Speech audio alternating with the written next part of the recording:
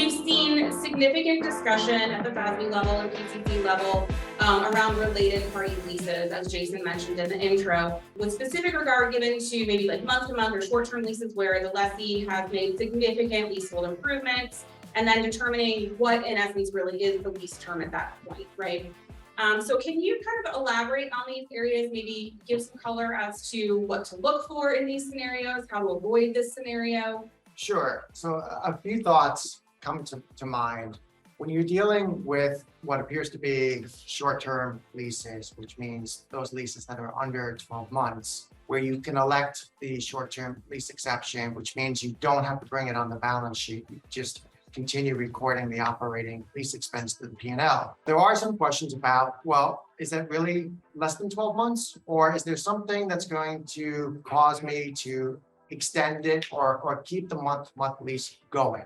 So for example, we just heard about leasehold improvements. Were there substantial dollars spent where those leasehold improvements might last for more than a year, which would incentivize you to keep that lease going? So you need to think about that. Is there a key location that lease might be located in, or a key piece of equipment that might require you to keep that lease going on a month-to-month basis? And we come into situations where actually with WeWork, with office space, some companies decided that they wanted to downsize their own physical space and use some dedicated rooms at WeWork that appeared to be month to month, but yet they were going much longer than 12 months. And so there was a question about, okay, do I put this on my balance sheet, or do I really think I'm just going to exit out at any point in time? Some of that is really judgmental, and it's worthwhile to speak about that internally and then with your auditors as well, just to make sure that they're on the same page too.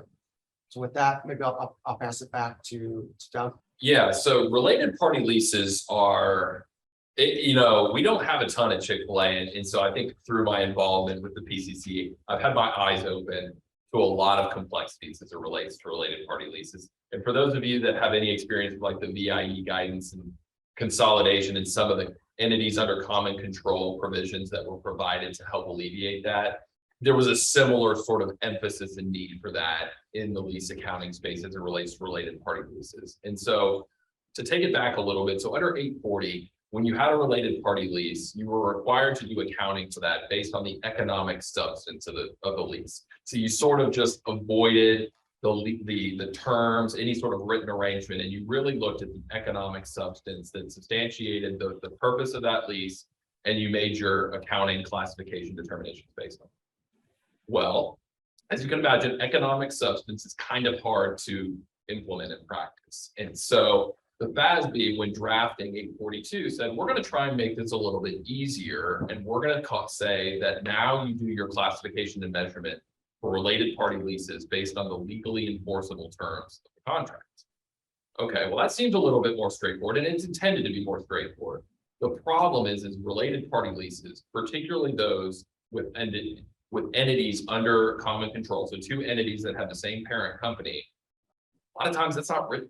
It's like a handshake agreement. It's like the parent entity just says, hey, we're going to create a SPE, we're going to have a lease, and it may not have a piece of paper, and there's just a string of equal payments. And so now when you're like, is this a 1-month lease? Is this a 10-year lease?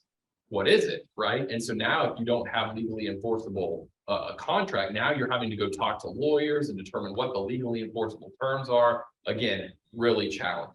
And there was also some practice in place amongst the big four, at least implementation guidance that said, hey, if there's a lease and it says, hey, this is a month-to-month lease, there's a written piece of paper that says it's month-to-month, but then the lessee purchases a $10 million leasehold improvement, is this really a month-to-month lease, or is it not? Because why would you buy a $10 million piece of equipment or facility for a month-to-month lease? And so it started to cause challenge behind, well, is this written piece of paper that says month-to-month, is that legally enforceable? Is there something else that's really driving this contract? So now you're an implementer of this, and you're like, what in the world am I even doing anymore? Now I've got a piece of paper, but I can't just look at this. So the FASB heard a lot of angst. I was at Engage conference this year in June. A lot of private companies were, saying this is really hard. So the FASB's responded. I don't know if any of you guys have seen the recent board determination, but there's going to be some simplification coming for related party leases, and that will allow private companies to now look at any written terms as being legally enforceable. So you don't have to go beyond the written terms of the contract. Now, if it's not written, you'll still have to go through that exercise to determine legal enforceability, but the written contract can now be the source of truth. Now, for many of you that are like, oh, well, what if it's written as a month-to-month contract? Does that mean I have to immediately expense my leasehold improvement? Because what's the leasehold improvement guidance say? The shorter of economic life or lease term. Well, if you have a month-to-month lease, now it says you got to expense that leasehold improvement. FASB is also going to provide relief that says you can amortize for a related party lease under common control. You can amortize that leasehold improvement over the economic life of the asset. As long as the lessee continues to use the asset, you can amortize over the economic life. At the end of the lease, or if that the lessee stops ownership, any remaining net book value of that leasehold improvement would go back to the landlord, and that would be deemed as a transfer of property between entities. So again, hopefully that provides a lot of relief, and not to put like a shameless plug for the work of the FASB or the PCC, but I think what we're going to continue to feel with this new standard, certainly as public companies continue their sort of day two work, and as private companies start to adopt, there are going to be complexities, unintended complexities with the standard. If you ask the FASB, they would tell you that they thought and their intention was to simplify related party lease accounting, when in reality, they just created a different unintended problem, right? And so they've had to respond to that. And so I think it's important that as preparers and as practitioners, when we see these issues in practice, that we raise those. And the FASB has sort of an open forum for getting that feedback. And I think they were obviously receptive to the issue.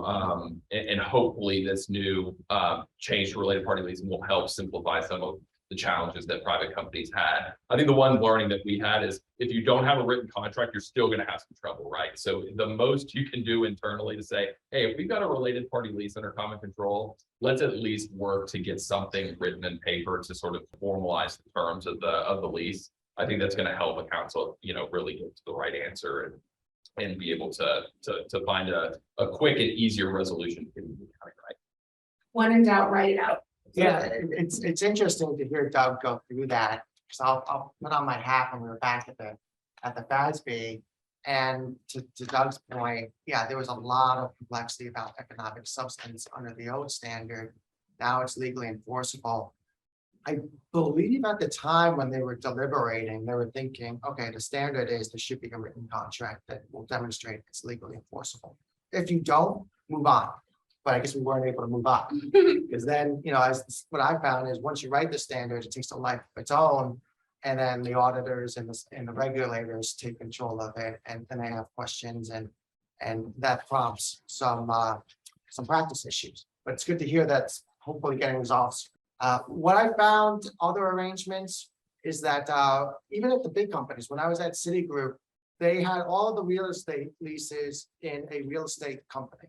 There was a subsidiary, and that company then had a shared service agreement with the other subs. So they were under common control. When you looked at the details of the shared service agreement, it didn't specify what floors or what equipment. It just said, you're going to pay this fee and for the space that you need. And what some of the larger companies said was, well, I can't control it because they can just tell me to move from floor 2 to floor 6, and I can't do anything about that. Or they'll say that, there's not a specified asset in the shared service agreement. So based on those 2 points, they normally got out of calling a lease at the individual subsidiary level.